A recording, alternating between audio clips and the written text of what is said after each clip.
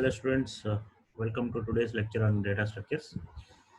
So in our previous class we have discussed about METSAT algorithm, which is based on divide and conquer algorithm methodology. Today we'll focus on another divide and conquer methodology algorithm for sorting the given list of elements, which is Quicksort.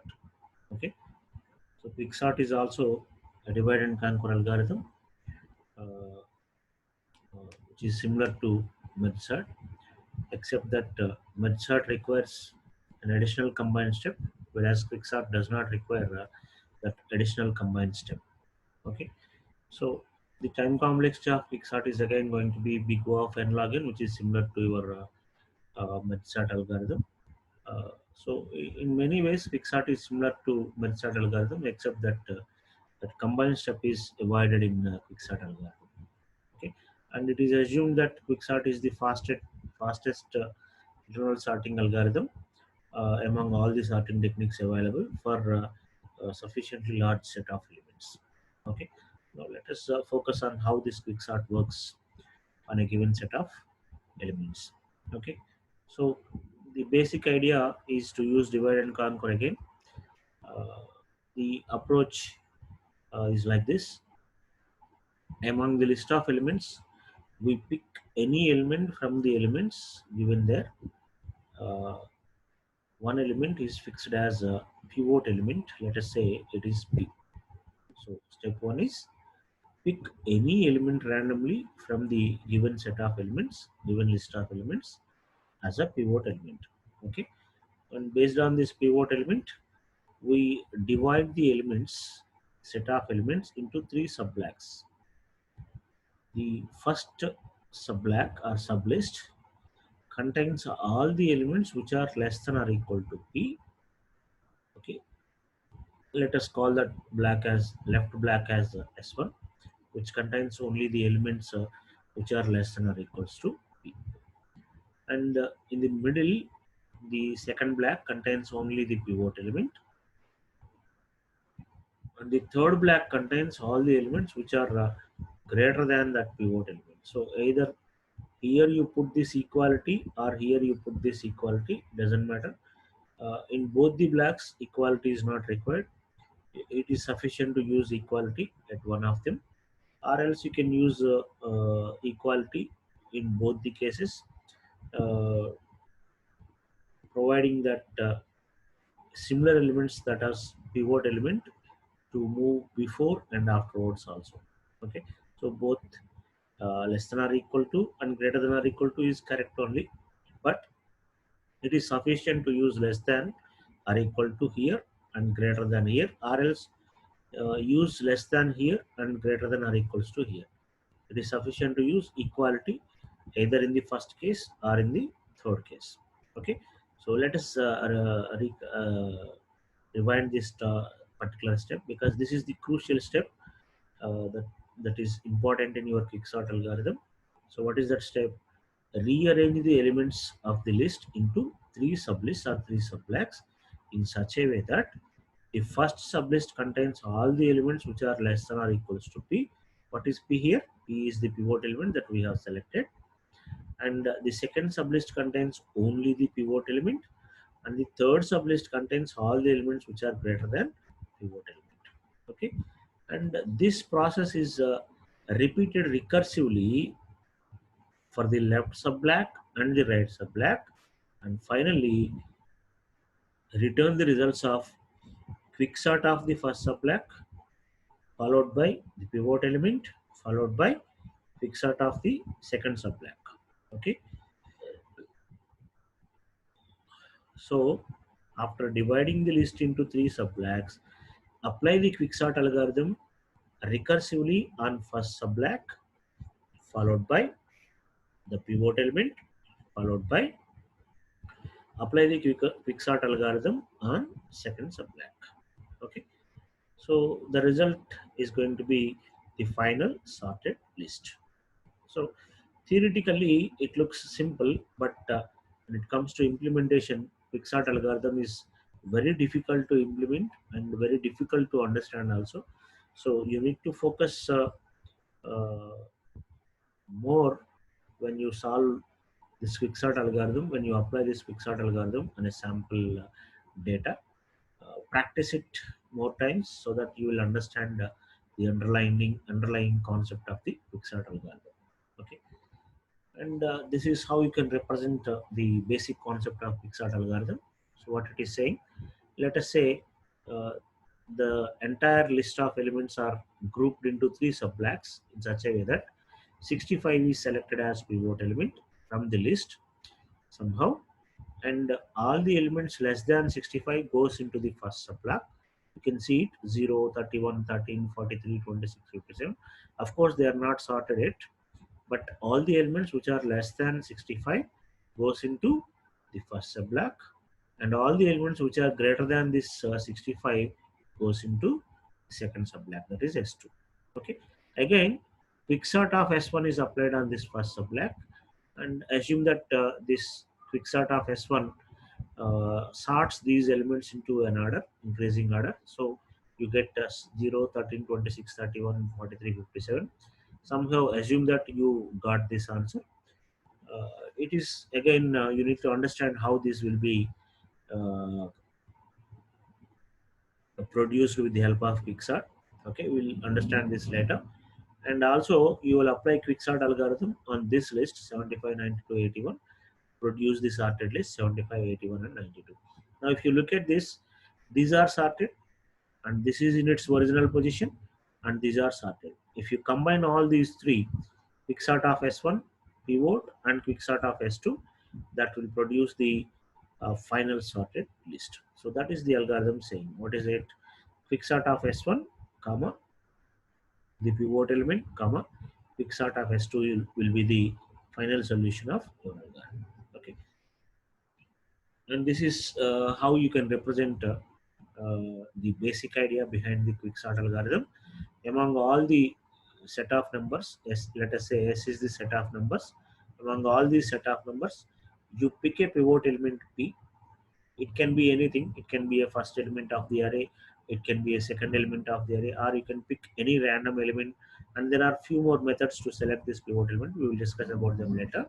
So somehow you pick that pivot element, and before that pivot element, you will have a subblock S1, which contains all the elements that are less than pivot, and you will have a subblock S2, which contains all the elements which are greater than this pivot element.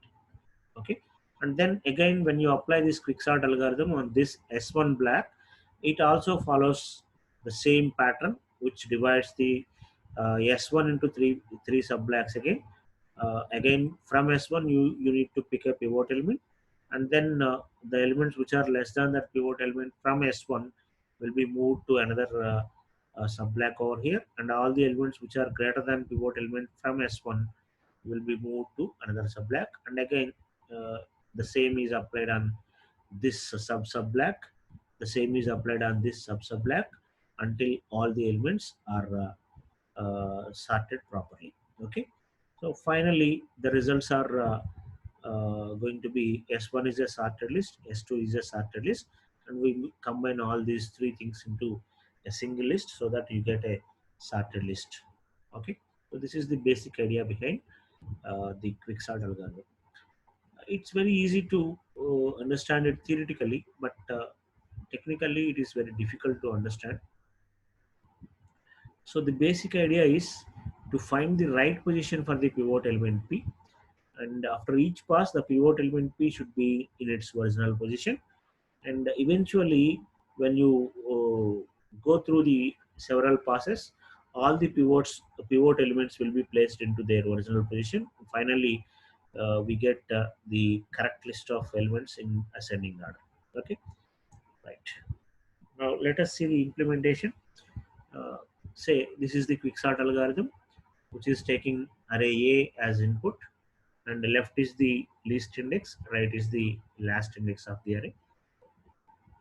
This ensures that there is at least one element, because if there is only one element in the array, it means it is sorted. Therefore if there are more than one elements in the array, we need to sort it by using quicksort. So this ensures that there are more than one elements. What we are doing is we use a special method called as partition.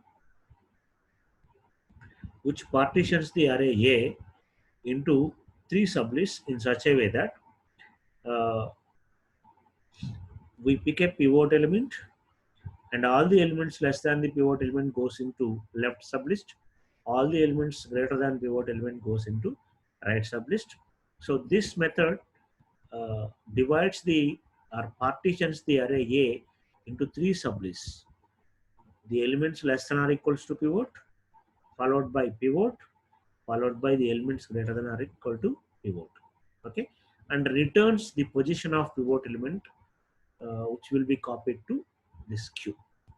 Okay, and after partitioning, we call the quicksort method on the first half, first sublist, which is nothing but left to q minus 1, and we apply quicksort algorithm on the second sublist, which is from q plus 1 to right. You need to observe one thing here. The element at q is in its original position because q is containing the pivot element. Pivot element uh, chooses its original position. Therefore, we need to sort the elements before that pivot position. That means q minus 1 from left to q minus 1, and from q plus 1 to right. We will not consider the position of q because it is already in its original position. So that is the reason why you don't require that combined step over here. So in merge sort, it is merge sort of first half, merge sort of second half, and followed by it, we use merge algorithm for combining these two halves. Whereas in quicksort, you don't need that combined step over here. Quicksort of first half is required, quicksort of second half is required, and the position Q is already assumed to be in sorted position. Okay, so this is quicksort algorithm. And coming to that partition, just like in MedSort, merge is very crucial step in that algorithm. In Quicksort, partition is crucial operation in Quicksort algorithm. So how it is actually done? So we consider that pivot element as the leftmost element over here. It's not the only process to select the pivot element. There are many other methods available. We'll discuss about it later. So we in this algorithm we assume that the leftmost element is the pivot element, and the position of I is left and the position of j is right plus 1. Okay, at the end of the list. Now I consider a infinite loop and look at this while loop compares this a of I. Where is I is at left, plus I it is saying. That means move the position of I to the next element, because at I p is already there. Okay, so at I p is already there. So while a of I is less than p, uh, then move this I towards right. Okay, this particular step ensures that move the pointer I from left to right until there is an element which is greater than this pivot element is found. Why? Because that element has to be moved to the position which is after pivot. Okay, so we will look for an element which is greater than p. Until you find that greater than p element, you move forward. That is what it is saying. Okay, so plus I ensures that move the index I towards right until an element which is greater than this p is identified. Okay, so when this gets failed, when you find an element which is greater than or equals to p. Okay, so this moves the pointer I from left to right until an element which is greater than p is found. Okay, followed by that, when it stops, that means when an element which is greater than p is found, then immediately another loop begins.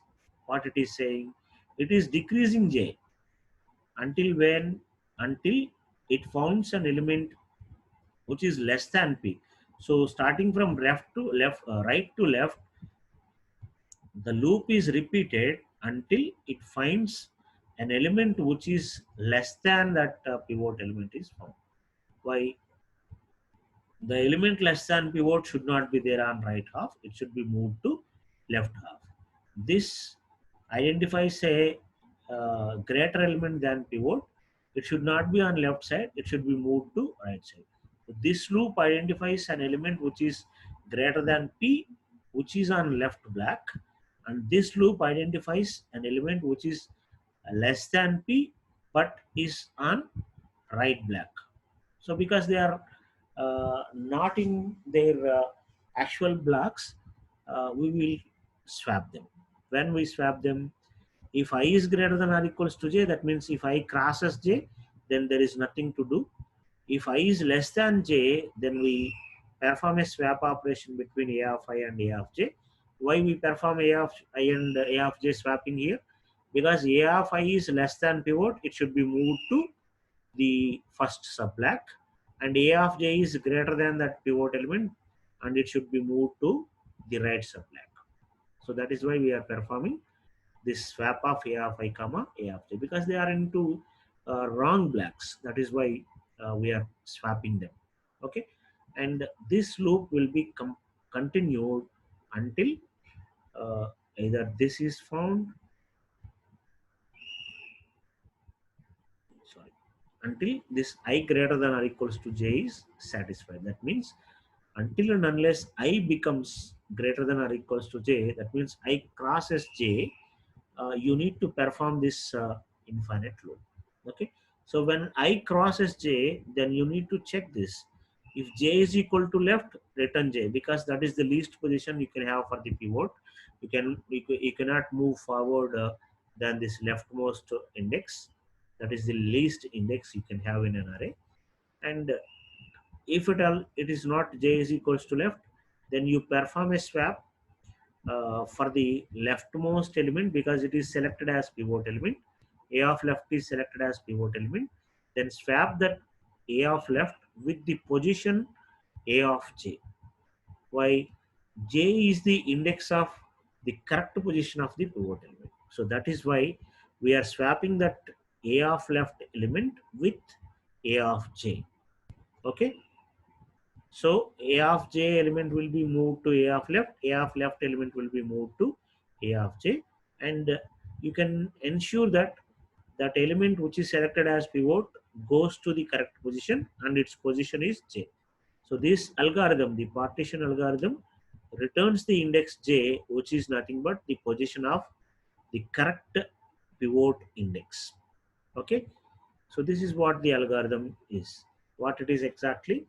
uh, we select a pivot element which is considered as the leftmost element A of left, and we pick an index I focused on leftmost index, another index j focused on right plus one, and we consider a infinite loop, and then we move the pointer in I, that is index I, until it is pointed to one element which is greater than the pivot element, and again we move j backwards, that is decrement j, until we find an element at j which is less than or equals to pivot element. So whenever these two loops are completed, you check whether I crossed j or not. If I crossed j, then there is nothing to do. If I is less than j, then uh, swap the elements at index I and index j. Okay, and this loop will be repeated when until I crosses j. Whenever I crosses j, it means you found the correct position of pivot element. Where it is at j. So swap the element at j with the first element. Therefore the pivot element moves to its original position and return the position of pivot, which is nothing but j. Okay, so that is how partition works. Now let us understand the process of Quicksort algorithm with the help of an example over here. So this is the input. There are total 5 plus 4, 9 elements are there, and I pick this 65 as pivot element. I'm showing you the pass one, the first pass, and initially I is at here. Immediately we increment I by 1, and then we check whether the element pointed by I is greater than pivot or not. Okay, so we move I until you find an element which is greater than 65 over here. So luckily 70 is the element which is greater than 65, so we stop I over here. Then we start the process from j. We decrement j here, and we compare the element at j with the pivot element. We are looking for an element which is less than pivot. So here 45 is less than 65. So luckily j stops over here at the first comparison itself. So I is here, j is here. The index of I is 1, the index of j is 8, right? 0, 1, 2, 3, 4, 5, 6, 7, 8 indexes. Even though indexes are not written over here, please imagine the indexes starting with 0, 0, 1, 2, 3, 4, 5, 6, 7, 8. So I stands for the index of 70, which is nothing but 1. J represents the index of 45, which is nothing but 8. So I is less than j, 1 is less than 8. So it is satisfied. So swap the elements a of I and a of j. That means 70 and 45 gets swapped. So 45 comes over here, 70 goes there. So that is what happens. 45 comes over here and 70 goes over there. Again, repeat this same process. Now 75 is greater than 65, so stop I over here. And then 50 is less than 65, so stop j over here. And again I is less than j, swap. So 50 comes over here, 75 goes that position. Now again repeat the same process. 80 is greater than 65, 55 is less than 65. Again swap because I is not yet crossed j. 55 comes over here, 80 comes over there. Okay. Again 85 is greater than 65, 60 is less than 65. Therefore swap these two elements. So 60 comes over here, 85 goes to the position of 60. So like this. Okay. Now uh, here is I and here is j. I moves forward. You can see 85 is greater than 65, so stop I over here. 60 is less than 65, so stop j over here. But you see that I crossed j. Therefore, there is no swapping performed here when I crosses j. And the position of j is the position of 65. So what you need to do is swap the element at j with the element at leftmost element. So 65 and 60 get swapped. 60 comes over here, 65 goes there. Okay. So this uh, completes the first pass. Now you can see that 65 is the pivot element we selected and it is in its original position. If you look at all the elements before 65, they are less than that 65. If you look at all the elements after 65, they are all greater than that 65. Okay, so pass 1 is completed. Now in pass 2, we apply quicksort algorithm on this left sublist like this. So what is that left sublist? 60, 45, 50, 55. This is the left sublist. So we consider that left sublist over here. 60, 45, 50, 55. This is the left sublist. We consider it for pass 2a and apply the quicksort algorithm again. So in this case, among these four elements, the first element will be considered as pivot element again. So 60 becomes pivot and I comes over here, j comes over here. Again, the same process is applied. 45 is less than 60, so move forward. 50 is less than 60, move forward. 55 is less than 60, move forward. Okay. And similarly, 55 is less than 60, so stop here. You can see that I is greater than or equals to j, so break. It means you found a correct position for the pivot element. So when I greater than or equals to j, it means the position of pivot element is found where j at j. Okay, so swap these two elements. 55 and 60 will be swapped. Now 60 moves to its original position, right? And this becomes the left sublist. There is no right sublist over here. And in the same pass 2, you apply the quicksort algorithm on this sublist. 85, 80, 75, 70. Pivot element is 85. I is picked over here. J is picked over here. 80 is less than 85, so move forward. 75 is less than 85, move forward. 70 is less than 85, move forward. So I comes over here, j. And at j, 70 is less than 85, so stop it. So whenever I greater than or equals to j, stop the process, and because you found the correct position of pivot element, swap it with 85. So 85 comes over here, 70 goes there. Okay. So in pass 2, you applied quicksort algorithm on first half and second half. Similarly, you need to apply this on this sublist and on this sublist. And it continues, the process continues. I request all of you to continue the process until you find the final sorted sublist. Okay. So if you observe this, every time in every pass, the pivot element is moving to its original position. So here in pass 1, 65 is selected as pivot. If you observe, 65 is moved to its original position. Similarly, in our second pass, in the first sublist, 60 is selected as pivot element and 60 is moved to its original position.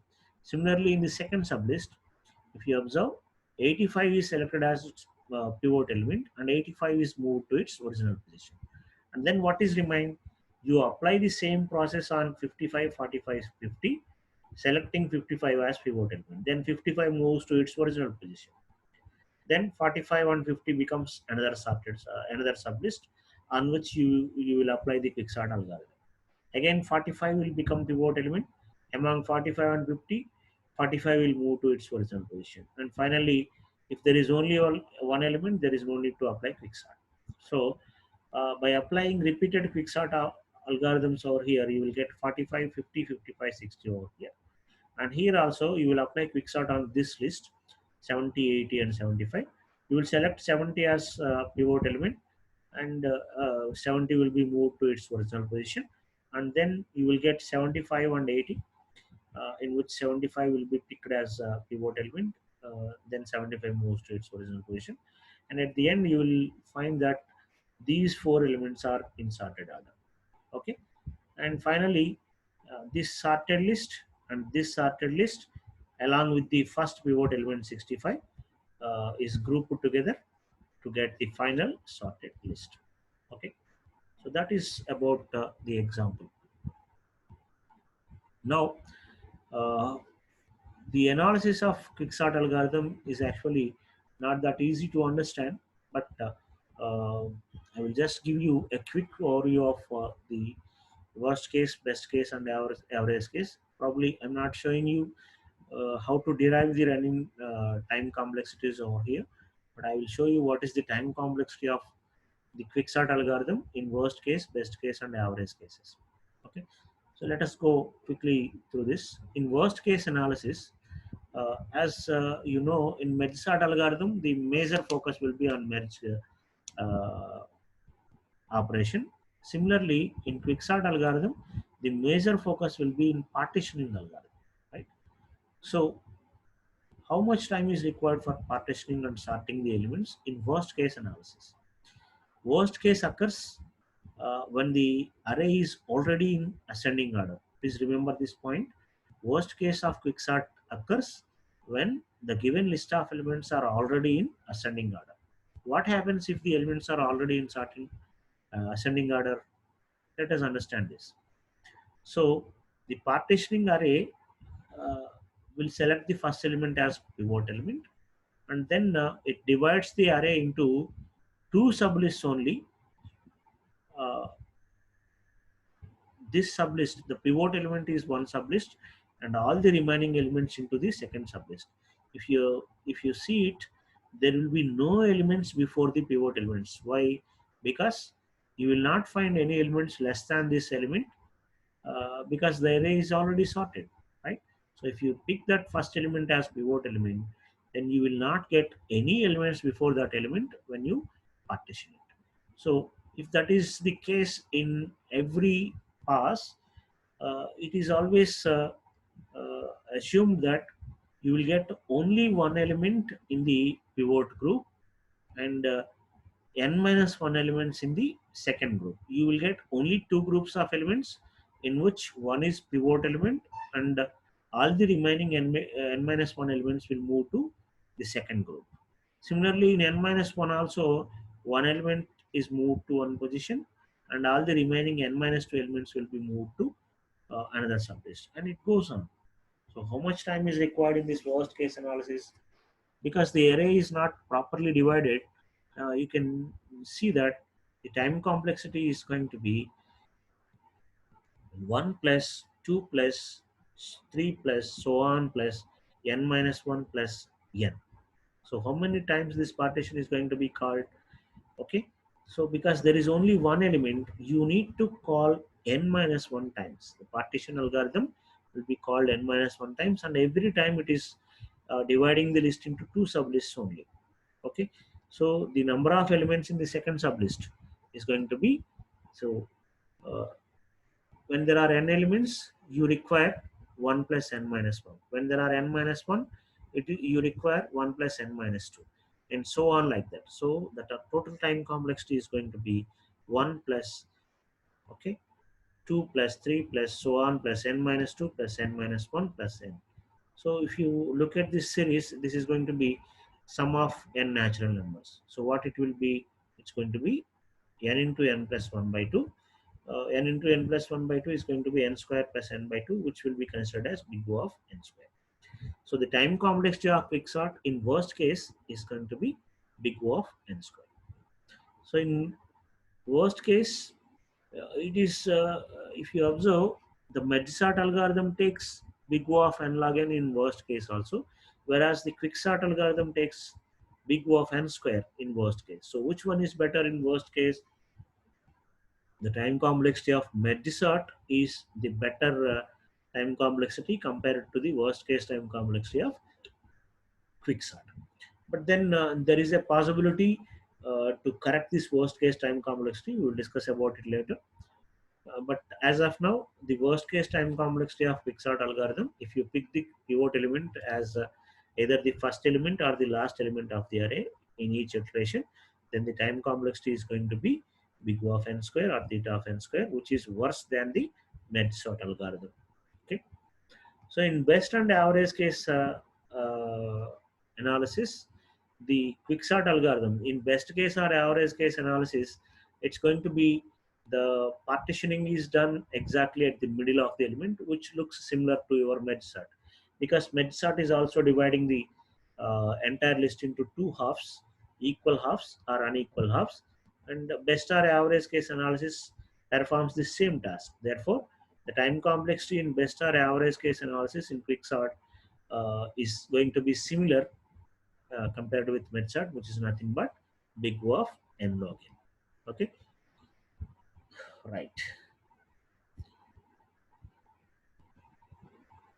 So the time complexity of quicksort algorithm depends on how you actually select the pivot element.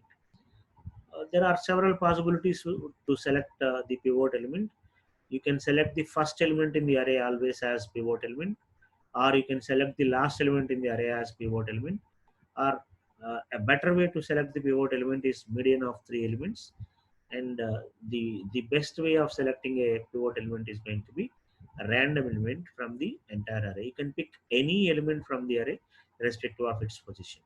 So out of these four options, this is going to be a better way of selecting the pivot element, because this guarantees that there is at least one element in the left half. What is median of three elements? Median of three elements always selected the middle element, right? Median of, for example, if there are three elements 25, 50, and 70, the median of the three elements is going to be 50.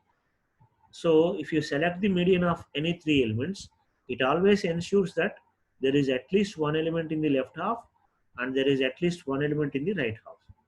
Okay, so the algorithm, the quicksort algorithm, will never fall into the worst case, because it is always ensured that the left sublist and right sublist always contains at least one element. So this process, selecting median of three elements as pivot, is the best way of selecting the pivot element, so that the time complexity of quicksort algorithm in worst case also will be improved to big O of n log n, which matches with the merge sort algorithm. When it will be matched with the merge sort worst case analysis? When you pick the pivot element properly by using this median of three elements approach. Okay, otherwise if you select either first element or last element as pivot element, or even if random element sometimes, there is no guarantee that there will be elements in either left half or right half. So it is always better to choose this third method, selecting median of three elements as pivot element, so that in all the three cases, worst case, best case, and average case, Quicksort algorithm's time complexity becomes big O of n log n. Okay, so that's all about the Quicksort algorithm. Among all the sorting techniques that we have discussed, it is assumed to be uh, the Quicksort algorithm performs better on larger input sizes, and also sometimes this point is very crucial for you. Sometimes it is combined with the insertion sort algorithm for smaller input sizes. That means, for example, if your input array contains less than 10 elements, then it is always better to use insertion sort algorithm for sorting purpose. And if the number of elements in the array is greater than 10 or whatever boundary you put, it is better to use Quicksort algorithm. Okay, so uh, best way of implementing Quicksort algorithm is to combine that Quicksort algorithm with insertion sort, because for this shorter size inputs, less than or equals to 10, insertion sort will be the best sorting technique for the set of elements which are almost sorted. Okay, so the best way of implementing a sorting technique is a combination of Quicksort and insertion sort, right? So that's all for today. When we come back, we will discuss about the last sorting technique, which is radix sort, and we will see some examples for that also. Okay, so that's all for today.